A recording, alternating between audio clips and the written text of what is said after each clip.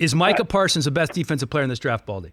If I thought, Dan, that he was going to be Devin White, I'd say yes, because he's got similar talent to Devin White, but I just don't think that Micah Parsons, especially after sitting out this year, is Devin White right now. And Devin White changes the game in Tampa. He did all year long, and he's the consummate pro. He can do anything. He can go out in the slot and go cover Devontae Adams in Green Bay. I mean, there's nothing he can't do. I don't know that Micah Parsons can do that. If you turn on the Cotton Bowl in his last final collegiate game, you think, okay, he can. But I just don't see him hitting the way Devin White hits people and impacts the game like that. So he has the talent to be that guy. I just am not convinced he's Devin White yet. I was going to save this question for Brian Billick, who's coming up a little bit later in the show, since he was in these draft rooms and they're drafting guys. But I think I can ask both of you, because it's going to be a huge issue in this draft in terms of the players who did sit out. Penny Sewell sat out as well, the top offensive lineman. You got Micah Parsons, who I think is the best defensive player, or one of the top 2 or 3 in this draft for sure.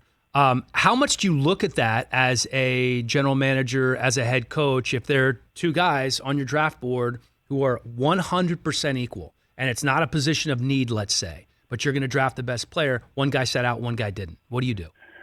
I don't know what the answer to that is, because I think it's just up to the individual and where you're at in the draft. But I know this, Dan, the NFL can only take what the college game gives you. If Micah Parsons is the most talented defensive player in this draft, then you're going to draft his talent. It's unfortunate that he didn't play. He had a lot of players, Rashawn Slater. There's a bunch of guys that had that chance to play this year, and they opted not.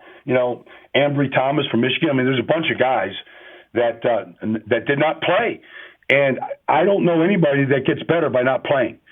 So, and you might go backwards if you didn't play and you didn't compete and you weren't on the field, 7, 8, 9, 10, 13 games like they did at Alabama this year. So I think it's going to be a factor in this draft, Dan. Yeah, I think it's going to be a huge factor. Just think about the guys. There's 2 quarterbacks, right? We don't have to look back far. Right? There's Zach Wilson this year, who wasn't on anybody's draft board prior to the season starting. It was in a 3-way battle to be the starting quarterback at BYU. And then Joe Burrow, who was a 6th or 7th round pick, and after a tremendous season, he's the number 1 overall pick, right? Imagine if they hadn't played that year. I don't know. I think it's fascinating. You played in the league for 11 or 12 years. Is it the type of thing where it takes you half a season to get into game shape and remember what you were doing, or does it not take that long?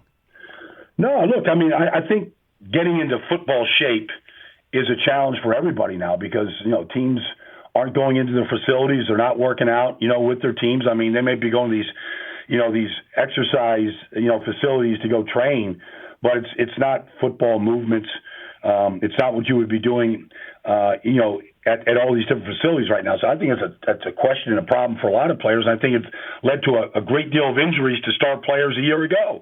I think we're going to see a similar thing this year, Dan. I don't have the science to back up that comment, but that's what I believe.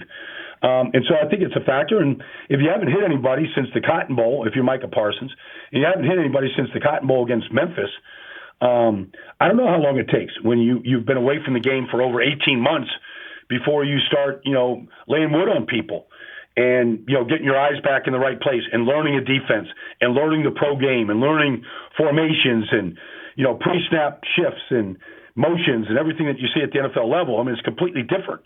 So it may take some of these guys quite a while to adjust. It normally does anyways. Hey, you watched all the way to the end. Thanks for that. Watch more right here.